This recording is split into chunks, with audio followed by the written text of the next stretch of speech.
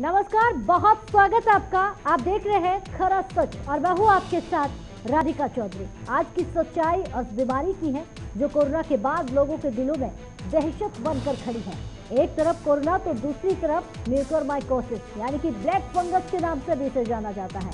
Corona ने लोगों की जानें लेना बंद नहीं की है और ना ही कोरोना खत्म हुआ है।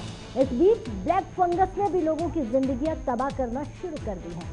आज का सच यानी कि आज की खरी सच्चाई कि आखिर ये बीमारी है क्या, इस बीमारी से खुद को कैसे बचाएं और इस बीमारी के लक्षण क्या है और कैसे पता चलेगा कि ये बीमारी आपको है या नहीं है, जानते हैं।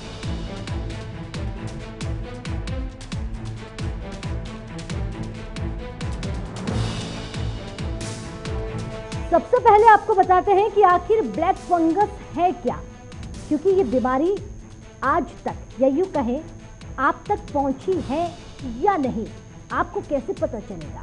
जब पता चलता है तो तब तक बहुत देर हो जाती है। और साथ ही आज आपको ये भी बताएंगे कि ये ब्लैक फंगस होता कैसे है, अगर हो जाए तो करना क्या है। ब्लैक फंगस है क्या? म्यूकोरमाइकोसिस एक बेहद दुर्लभ संक्रमण है। ये म्यूकर फफूंदी के कारण होता है जो आमतौर पर मिट्टी, पौधों, खाद, सड़े हुए फल और सब्जियों में पनपता है। डॉक्टरों के अनुसार फंगस हर जगह होती है, मिट्टी में और हवा में भी होता है। यहाँ तक कि स्वस्थ इंसान की नाक में, बलगम में भी फंगस पाया जाता है। ये फंगस साइंस, दिमाग और फेफड़ों को प्रभावित करती है और डायबिटीज के मरीजों को बेहद कमजोर, इम्यूनिटी वाले लोगों जैसे कैंसर या फिर HIV एड्स के मरीजों में ये जानलेवा भी हो सकता है।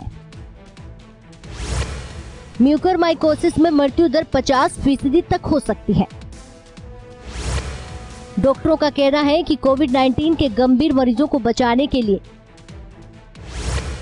स्टेरॉइड्स के इस्तेमाल में ये संक्रमण शुरू हो रहा है। दरअसल स्टेरॉइड्स के इस्तेमाल में कोविड-19 में फेफड़ों में सूजन को कम किया जाता है और जब शरीर की रोग प्रतिरोधक प्रणाली कोरोना वायरस से लड़ने के लिए अति सक्रिय हो जाती है तो इस दौरान शरीर को कोई नुकसान ना हो, इसे रोकने में मदद भी करता है।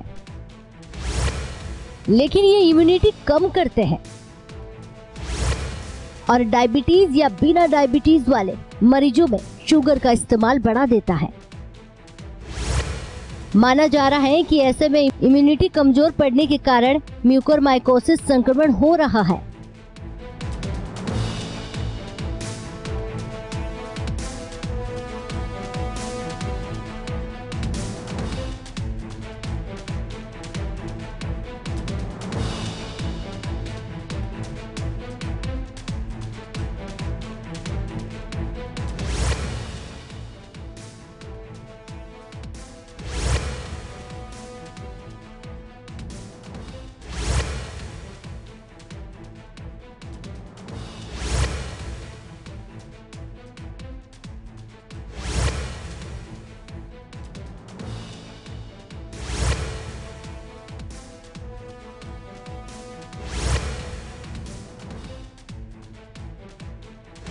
ब्लैक फंगस से बचाने के लिए क्या करें और क्या ना करें। जिन मरीजों को शुरुआत में ही स्टेरॉइड्स दिए गए हैं, स्टेरॉइड्स की बहुत ज्यादा डोज दिए जाने पर मरीजों को खतरा बढ़ जाता है। ऐसे में लोगों के खून में मिठास की मात्रा बढ़ जाती है जो हाई ब्लड शुगर के रूप में सामने आता है। अगर लंबे वक्त तक स्टेरॉइड्स दिए जाते हैं तो भी लोग ब्लैक फंगस की चपेट में आ जा सकते हैं। कुछ दवाइयां भी बहुत सावधानी से देनी चाहिए, वो भी फंगस इन्फेक्शन का कारण बन सकती है। बिना डॉक्टरी सलाह स्टेरॉइड्स लेना खतरनाक हो सकता है। स्टेरॉइड बिल्कुल उचित मात्रा में लें और कम से कम समय तक लें। ब्लड शुगर कंट्रोल में नहीं हो तो डॉक्टर से बिना पूछे स्टेरॉइड्स लेना नहीं छोड़े। 3 चीजें बहुत महत्वपूर्ण है। पहला, शुगर कंट्रोल बहुत ज्यादा अच्छा होना चाहिए। दूसरा, हमें स्टेरॉइड कब देना है ये सावधानी। तीसरा, स्टेरॉइड की कितनी डोज देनी है ये भी आपको मालूम होना चाहिए। शुगर कंट्रोल, खून में चीनी की मात्रा बढ़ने नहीं देनी है। जो लोग डायबिटीज हैं उन्हें अपने ब्लड शुगर को नियंत्रित रखने का अतिरिक्त प्रयास करना चाहिए। जो डायबिटीज नहीं है लेकिन नियमित तौर पर स्टेरॉइड्स ले रहे हैं, उन्हें अपना ब्लड शुगर हमेशा चेक करते रहना चाहिए। स्टेरॉइड गाइडलाइंस का सख्त पालन करें। स्टेरॉइड के बेजा इस्तेमाल से परहेज रखें और स्टेरॉइड देने से भी बचें। अगर जरूरत पड़े तो कम डोज दे, ना कि बहुत ज्यादा। इस तरह की दूसरी दवाइयां भी तभी दी जाए तब बहुत ज्यादा जरूरी है।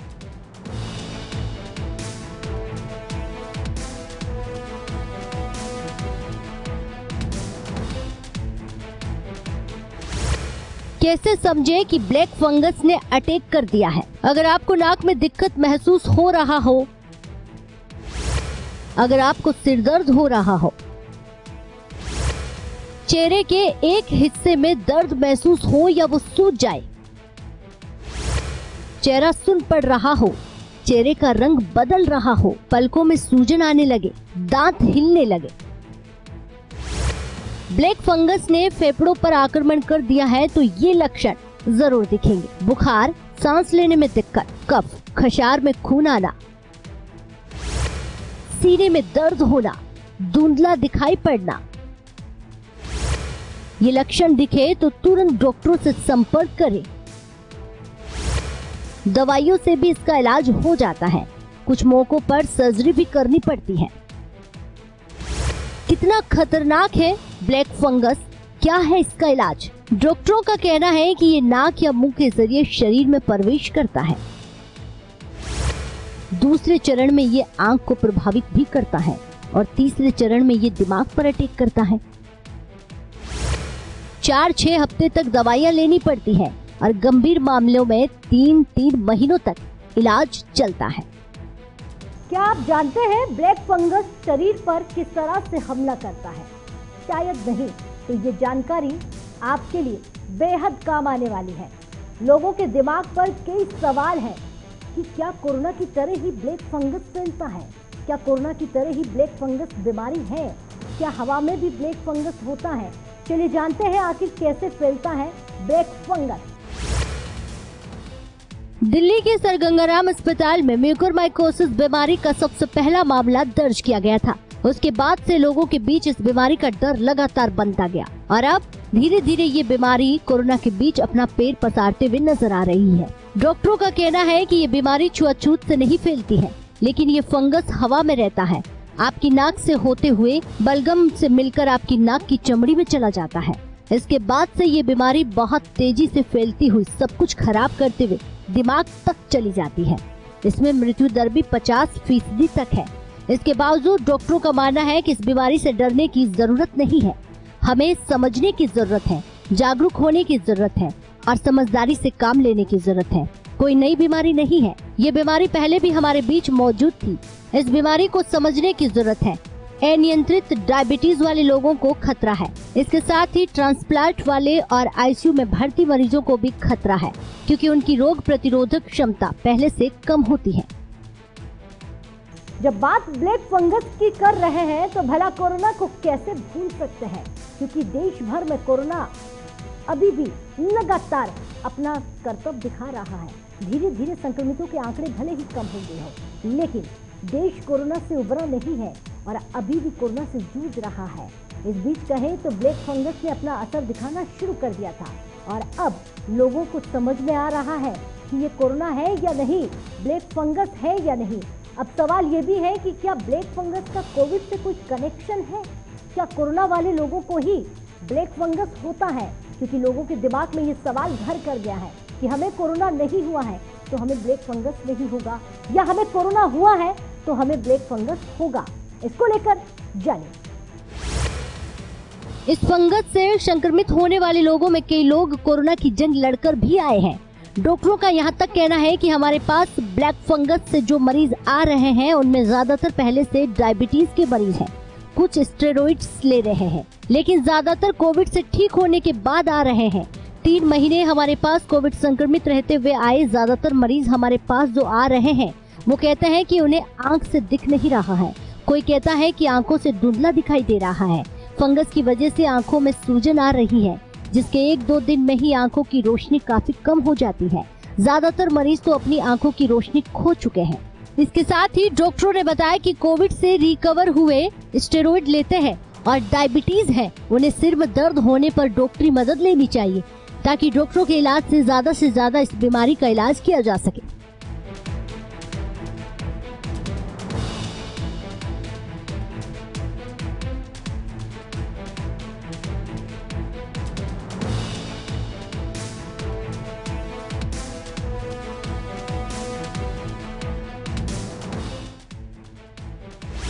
फंगस का नाक में जाने के बाद कुछ ऐसे लक्षण सामने आते हैं। नाक की अंदरूनी दीवारों पर सूखापन आना, नाक के अंदर काली और भूरे रंग की पपड़ियां जम जाना, नाक बंद होना शुरू हो जाना, ऊपर वाले होठों और गालों पर सुन्न हो जाना, आंखों में सूजन आना, आंखों का लाल हो जाना। इनमें से किसी भी तरह के लक्षण सामने आने पर लोगों को अपने डॉक्टर से सलाह लेनी चाहिए। चलिए, कोरोना संक्रमण के साथ ही कुछ दिनों से देश में ब्लैक फंगस के मामले सामने आ रहे थे। ब्लैक फंगस के मामले ऐसा नहीं है कि कोरोना खत्म होने के बाद से या कोरोना से पहले से नहीं है। कई बार ब्लैक फंगस के मामले देखे गए हैं। ब्लैक फंगस के केस कई राज्यों से सामने आ रहे हैं। अब धीरे धीरे राज्यों ने इसे महामारी घोषित कर दिया गया है। अब ऐसे में डॉक्टर क्या कुछ कहते हैं, जरा ये भी सुन लेते हैं कि आखिर डॉक्टर क्या सलाह दे रहे हैं। ब्लैक फंगस साथियों, इसका तकनीकी नाम, वैज्ञानिक नाम म्यूकारमाइकोसिस है। म्यूकारमाइकोसिस म्यूकार और राइजोपस ग्रुप के जो फंगस होते हैं उनके वजह से होने वाले फंगल इन्फेक्शन को म्यूकारमाइकोसिस कहते हैं। ये एक गंभीर बीमारी है, परंतु बहुत कम पाई जाने वाली बीमारी है। इसका ब्लैक फंगस नाम गलत है। वास्तव में ब्लैक फंगस वही फंगस हैं जो अपने अंदर मेलेनिन नाम का पिगमेंट बनाते हैं, जिससे कहते हैं कि वो ब्लैक दिखते हैं। ये इसका नाम शायद इसलिए पड़ गया होगा, ब्लैक फंगस इसका भी नाम, कि ये खून की नलियों को में प्रवेश करके खून की नलियों को ब्लॉक कर देता है, जिससे उससे जो प्रभावित अंग होते हैं वो नेक्रोस होकर के, और उनमें जब खून दौड़ कम हो जाती है, पोषण कम हो जाता है, तो मरने लगते हैं। मर करके वो ब्लैक दिखने लगते हैं, काले दिखने लगते हैं, इसलिए इसको ब्लैक फंगस कहा जाने लगा है। तो वास्तविक नाम इसका नहीं है। ये पहले से ही हमारे वातावरण में पाया जाने वाला एक फंगस है, जो कहते हैं कि मिट्टी में, हवा में और नमी वाले स्थानों में, जैसे लकड़ी हुई और सब जगह पे इसका पाया जाता है। सीलन वाले कम घरों में सब में पाया जाता है। और इसमें सामान्य इम्यूनिटी वाले, चाहे बच्चे हों और चाहे बुजुर्ग हो, बड़े हों, वो सब इस पर कोई भी असर नहीं डाल पाता है, क्योंकि ये नाक से प्रवेश करता है और साइनस में जाता है, फिर कहते हैं कि आँखों से होता हुआ ब्रेन तक में जा सकता है और आपको मृत्यु का कारण बन सकता है। इसलिए इसका दूसरा नाम साइनो ऑर्बिटल सेरेब्रल म्यूकारमाइकोसिस भी है। तो इसमें होता क्या है कि जो इस कोविड महामारी में क्या हुआ कि जो कोविड महामारी में कोविड के जो पेशेंट होते हैं, खास करके मॉडरेट टू सीवियर पेशेंट, उनके अंदर साइटोकाइन स्टार्म होता है जो उनको खतरा में ले जाता है। साइटोकाइन स्टार्म में वे साइटोकाइन्स ज़्यादा बनते हैं जो वास्तव में प्रोटेक्टिव होते हैं, लेकिन एक इम्यून डिसरेगुलेशन की वजह से, ज़्यादा बनने की वजह से उनके अंदर ये एक से ज़्यादा बने रहते हैं जो खुद शरीर के लिए हानिकारक होते हैं। और इस साइटोकाइन स्टार्म को रेगुलेट करने के लिए, कम करने के लिए हमको स्टेरॉयड और इम्यूनोमॉड्यूलेटर्स चलाने पड़ते हैं, और जब हम इसको चलाते हैं तो इम्यूनिटी डाउन होती है। एक पहला फैक्टर ये हो गया।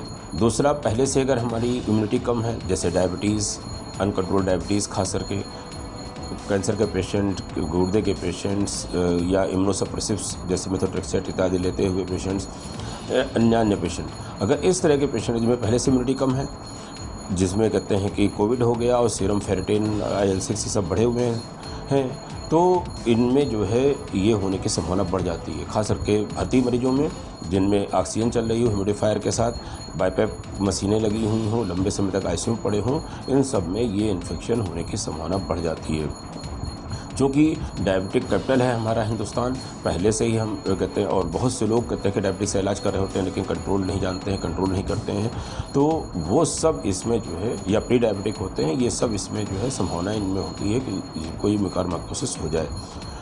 आज की तारीख में हम देख रहे हैं कि ब्लैक फंगस भी एक महामारी के रूप में आ गया है। इसका रियल रीज़न है कि इम्यूनिटी लो करके हम लोग फंगल इन्फेक्शन को अंदर आने का रीज़न दे रहे हैं। सबसे इम्पॉर्टेंट चीज़ ये है कि जो डायबिटिक्स होते हैं और जिनमें हम स्टीरॉइड्स एग्जिबिट करते हैं, उनमें ये ज़्यादा देखा जा रहा है और शायद एडिक्वेट अमाउंट्स में भी नहीं दे रहे, और कुछ लोग हैं जहाँ पे बहुत जल्दी शुरू कर दे रहे हैं स्टीरॉइड्स। जब भी डॉक्टर के संरक्षण में आपको स्टीरॉइड्स लिए हों आप लोगों ने, तो इसका ज़्यादा फैलने का है।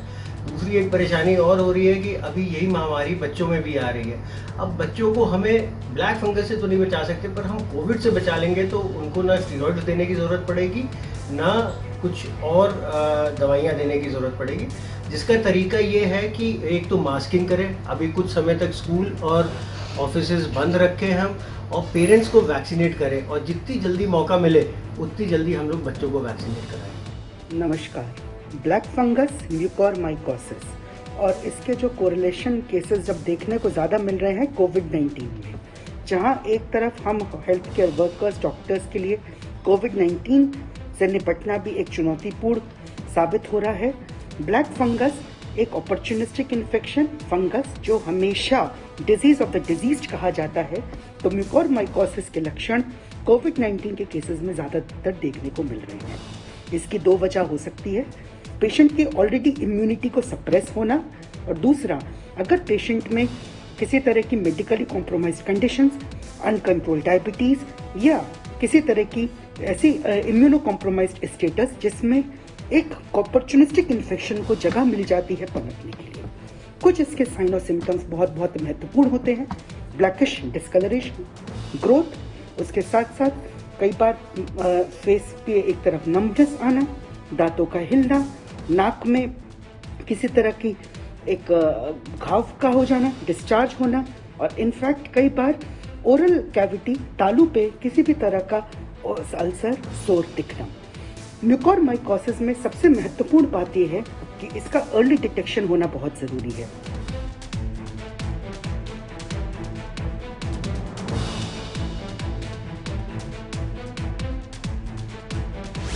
नौजवानों में भी ये संक्रमण लगातार फैल रहा है। इस संक्रमण का कोई बड़ा प्रकोप नहीं है। हालांकि ये कहना मुश्किल है कि पूरे देश में म्यूकोरमाइकोसिस के इतने अधिक मामले क्यों आ रहे हैं। कोरोना वायरस का स्ट्रेन बहुत संक्रमण है जो ब्लड शुगर को बढ़ाकर बहुत ज्यादा कर देता है। हैरानी वाली बात तो ये भी है कि नौजवानों में भी म्यूकोरमाइकोसिस संक्रमण काफी पाया जा रहा है। डॉक्टरों का कहना है कि म्यूकोरमाइकोसिस का इलाज करवाने के लिए आने वाले सबसे ज्यादा युवा मरीज 27 साल के थे। उन्हें डायबिटीज नहीं थी। डॉक्टरों का ये भी कहना है कि उन्हें कोरोना संक्रमण के दूसरे हफ्ते में हमें उनकी एक आंख निकालनी भी पड़ी। हालांकि ये बहुत भयावह है, इसे बचने की जरूरत है क्योंकि लगातार ये बीमारी भयानक बनती हुई सामने खड़ी है।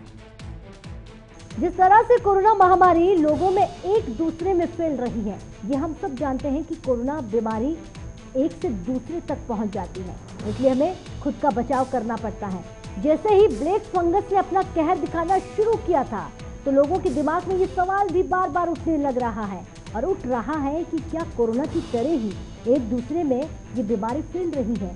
क्या ब्लैक फंगस भी एक दूसरे से दूर रखने की हिदायत देता है? कोरोना जितना घातक है, क्या छुआछूत वाली बीमारी है ब्लैक फंगस? ऐसे में एक व्यक्ति से दूसरे व्यक्ति में तो नहीं फैलेगी ये बीमारी? ऐसे तमाम सवाल तमाम लोगों के, जरा जानते हैं। कोरोना संक्रमण के मामलों में वृद्धि के साथ एक ब्लैक फंगस ने भी अपना प्रभाव दिखाना शुरू कर दिया है। ब्लैक फंगस के मामलों को देखते हुए बहुत से राज्यों ने इसे महामारी भी घोषित कर दिया है। ब्लैक फंगस के मामलों को देखते हुए अब राज्य सचेत हो चुके हैं, लगातार इस बीमारी से लड़ने के लिए पूरी तैयारियां कर चुके हैं। ये बीमारी इतनी खतरनाक है कि समय से इलाज न मिलने पर आंखें तक खराब हो जाती हैं। यदि ब्लैक फंगस ब्रेन तक पहुंच जाए तो व्यक्ति की मृत्यु भी हो जाती है। मरीज कमजोर इम्यूनिटी और अधिक स्टेरॉइड के इस्तेमाल को इसका जिम्मेदार माना जाता है। भारत में ब्लैक फंगस जिस तरह से बेकाबू हो रहा है, उस तरह किसी अन्य देश में नहीं देखा जा रहा है। देश भर में अब तक ब्लैक फंगस के लगातार मामले सामने आ रहे हैं। डायबिटीज के मरीजों को ये बीमारी ज्यादातर अपनी चपेट में ले रही है। कोसिस एक फंगल इन्फेक्शन है। इसके जो स्पोर्स हैं इस फंगस के, वो मिट्टी में भी पाए जाते हैं, हवा में भी पाए जाते हैं, कुछ हद तक ये कहते हैं कि फूड में भी पाए जाते हैं। लेकिन ये फंगस जो है लो विरुलेंस है, यूजली इन्फेक्शन नहीं करता है। और अगर हम कोविड से पहले की बात करें तब भी ये फंगल इन्फेक्शन देखा जाता था, लेकिन इसकी इंसिडेंस बहुत कम थी।